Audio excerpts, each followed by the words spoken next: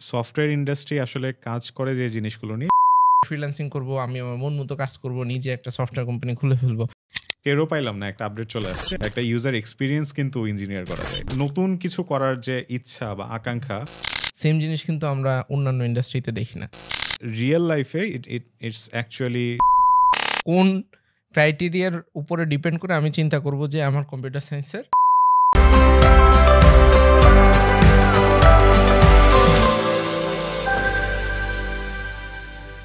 ঘটনা হচ্ছে আপনি জাস্ট গুগল করলে একটা ইনফরমেশন দেখতে পাবেন যে বাংলাদেশ থেকে প্রত্যেক বছর কম্পিউটার সায়েন্সের গ্র্যাজুয়েশন কমপ্লিট করে, মানে ব্যাচেলর ডিগ্রি যেটা বলে, সেটা কমপ্লিট করে মোটামুটি 20,000-এর মতো স্টুডেন্ট। এখন 20,000-এর মতো স্টুডেন্ট গ্র্যাজুয়েশন কমপ্লিট করতে হইলে মিনিমাম প্রত্যেক বছর, মানে আমাদের যেটা ধারণা যে 50,000-60,000, ক্ষেত্র বিশেষে হয়তো বা 1,00,000-এর উপরে কাছাকাছি স্টুডেন্ট কম্পিউটার সায়েন্স নামে যেই সাবজেক্টটা রাইট অ্যাট দিস মোমেন্ট বাংলাদেশে খুবই ট্রেন্ডিং। এটা শুধু বাংলাদেশ না, ইন্ডিয়াতে বা পাশাপাশি বা পাকিস্তানেও হয়তো বা ওয়ার্ল্ড কিছুটা। ওভারঅল বেশ একটা ট্রেন্ডিং সিচুয়েশনের মধ্যে আছে। তো এই যে 50,000 বা 60,000 স্টুডেন্ট প্রত্যেক বছর কম্পিউটার সায়েন্সের ভিতরে ঢুকতেছে, সবাই কিন্তু জেনে বুঝে ঢুকতেছে না। মানে এই সাবজেক্টের আল্টিমেটলি কাজ কি? সবার ভিতরে কম বেশি একটা ধারণা তৈরি হইছে যে আমি যদি এই সাবজেক্টের মধ্যে ঢুকি তাহলে একটা চাকরি-বাকরি পেয়ে যাবো, এবং সেই জায়গাটা থেকে, এবং চাকরি-বাকরি যদি নাও করতে পারি তাহলে আমি ফ্রিল্যান্সিং করব, আমি আমার মন মতো কাজ করব, নিজে একটা সফটওয়্যার কোম্পানি খুলে ফেলবো। মানে ইনটেনশন গুলো খারাপ না, বাট এক্সিকিউশন এ যে দেখা যায় যে অনেক ধরনের চ্যালেঞ্জেস হয়। সবার শুরুতে আমি আসলে যে জিনিসটা আপনার কাছ থেকে জানতে চাই যে আমার আদৌ কম্পিউটার সায়েন্স সাবজেক্টটা পড়া উচিত কিনা? এটা বোঝার কোনো আপনার কাছে চেকলিস্ট আছে কিনা? যে ভাই এই জিনিসপত্র আ তুমি হইতেছে চিন্তা ভাবনা করো। যদি দেখো যে না এই জিনিসপত্র তুমি পাস করছো বা এই জিনিসপত্র তোমার সাথে কম্প্যাটেবল, তাহলে go for computer science. Over to you. আচ্ছা, আম খুবই সুন্দর প্রশ্ন। আম কিন্তু খুবই ট্রিকি অ্যাকচুয়ালি। কারণ এটার স্পেসিফিক কোনো লিস্ট নাই আসলে। এটা হচ্ছে হার্ডেস্ট পার্ট এখানে।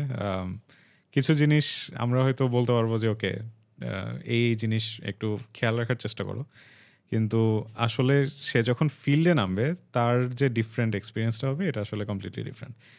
সাম থিংস আর মানে এটা শুধু ফিল করা যায় যে okay, these are the things I have to have. তো এর মধ্যে আমার মনে হয় যে মানে অ্যাকচুয়ালি এই ফিল্ডটা অ্যাকচুয়ালি অনেক ডাইভার্স। কেউ যে শুধু সফটওয়্যার ইঞ্জিনিয়ারিংয়ে ঢুকে শুধু সফটওয়্যার ইঞ্জিনিয়ারিং করবে এরকম না। এখানে অনেক রোলস আছে যেগুলার ডিফারেন্ট ক্রাইটেরিয়ার কোয়ালিটিস রিকোয়ার করে। তো এগুলোর মধ্যে কমন যে জিনিসটা দেখা যায় সেটা হচ্ছে যে থিঙ্কিং অ্যাবিলিটি। কারণ সফটওয়্যার ইন্ডাস্ট্রি আসলে কাজ করে যে জিনিসগুলো নিয়ে এর মধ্যে আহ, যে প্যাটার্নটা আমরা পাই সেটা হচ্ছে যে প্রতিদিনই নতুন কিছু না কিছু রিকোয়ারমেন্ট আসবে।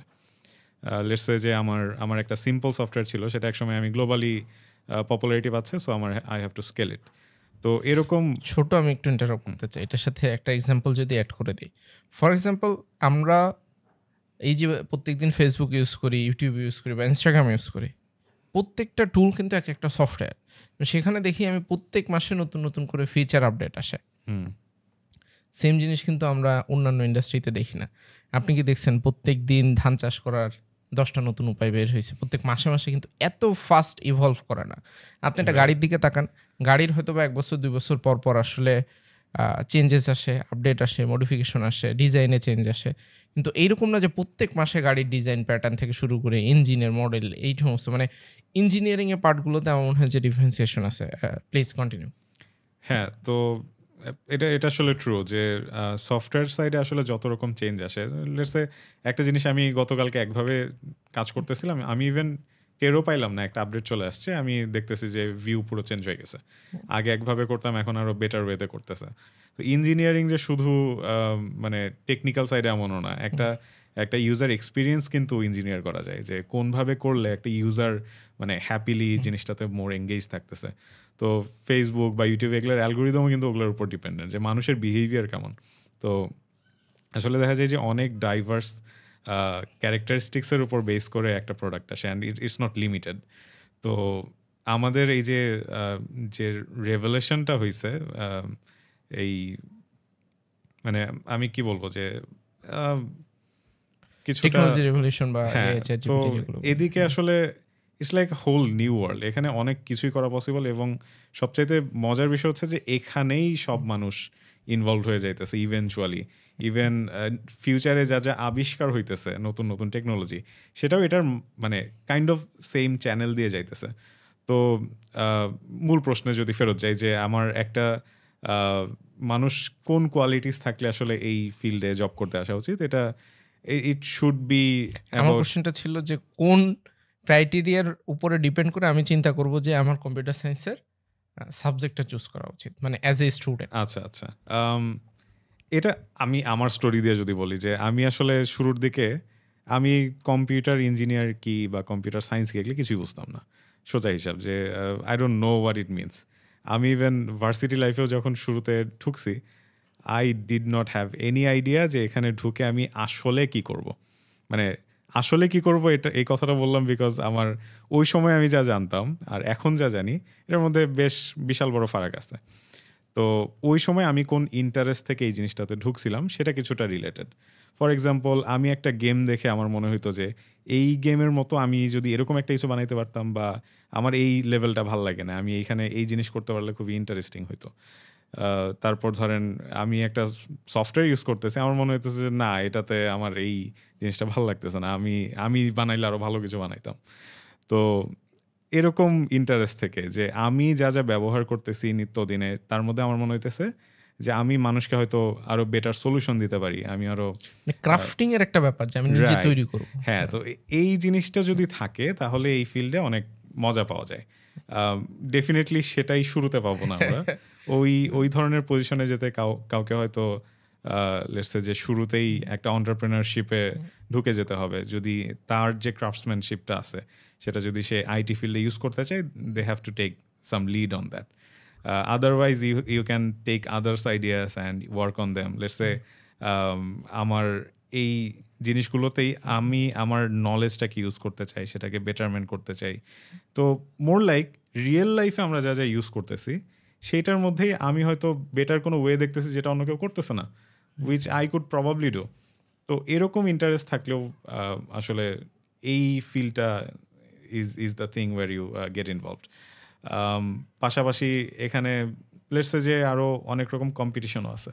লেটস সে আমি ডিফারেন্ট মানুষের সাথে একই ধরনের প্রবলেম আরও বেটার ওয়েতে সলভ করা যায়, এটা কিভাবে অ্যাপ্রোচ করব, অনেক ওয়ে আছে এগুলার। তারপর ধরেন এগুলাই মূলত মানে এই যে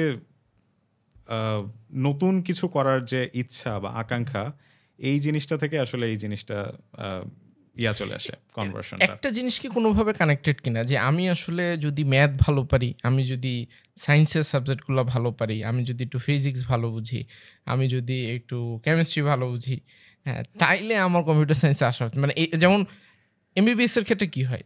আমরা জানি যে যে জুলজিতে ভালো, যে বায়োলজিতে ভালো, Yeah, তার ডাক্তার হওয়া উচিত। ঠিক আছে? right, বা right.